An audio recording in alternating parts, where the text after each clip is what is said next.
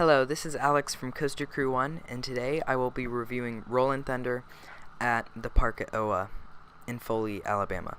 Rollin Thunder is a Zamperla Thunderbolt clone located at the park at OWA in Foley, Alabama, and it opened on July 21st of 2017.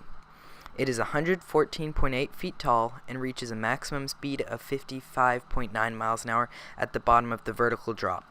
It reaches a maximum positive G-force of 4.3 and has 4 inversions throughout its 2,234.3 foot long course. To start out the ride, you make an 180-degree left-hand turn out of the station, and it's kind of like in this little pit or something, and of course there's fences, and you can see the nice landscaping, and there's actually a little window you can look back into the station. So then you stop below the 90-degree lift hill, and then you slowly ascend it. It has this like magnetic lift hill system, which is actually like a anti-rollback system that is pretty cool. So you just see the sky and you can look around. You get a great view on the outer seats. As you're cresting, you can see the entrance of the park. And you go down the vertical drop, which ejects you right out of your seat. And then you go through a 98.4 foot tall loop, which gives great hang time. You then go through a 0G roll that is 82 feet tall. You then experience an overbanked curve, which what it's called, almost like a stingle dive. Then you go through this strangely shaped dive loop turnaround and go into a couple ejector airtime moments.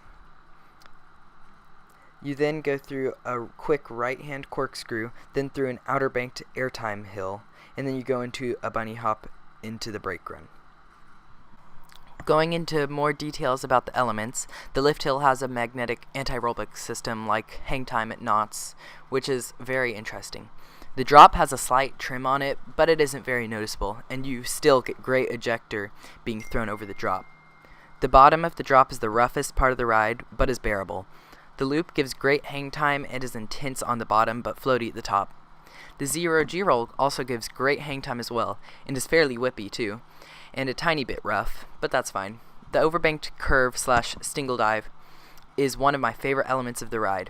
It is very fun and smoother than most of the elements on this ride. It also gives great views of the entrance and the rest of the ride, and it's really cool seeing the park 90 degrees on your side like a wave turn. You then go through the dive loop, which gives a very interesting sensation as you get ejector going through it. It's really interesting. It also gives great kind of hang time, but is also whippy at the top. This ride is so strange in how it's whippy and hang time filled. It almost reminds me of Banshee, kind of how it's like kind of whippy but also floaty, like a wing coaster or something. The dive loop is also very forceful at the bottom, but since it's rough, it's the most uncomfortable part of the ride because it's forceful and you're just like, and the seats are all plastic with very minimal rubber padding, only like on your back, so it's plastic and you're vibrating over that. Not very fun. You then experience the magnificent back-to-back airtime hills, which provide insane ejector, as strong as an RMC like Storm Chaser or Twisted Cyclone actually. At the bottom of the second airtime hill, there's another slight trim that barely slows you down at all, though.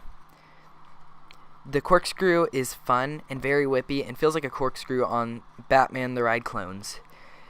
The outer banked airtime hill was the most disappointing part of the ride for me, though, after the corkscrew, as it didn't have as strong airtime as I expected. It gave only very light ejector / strong floater.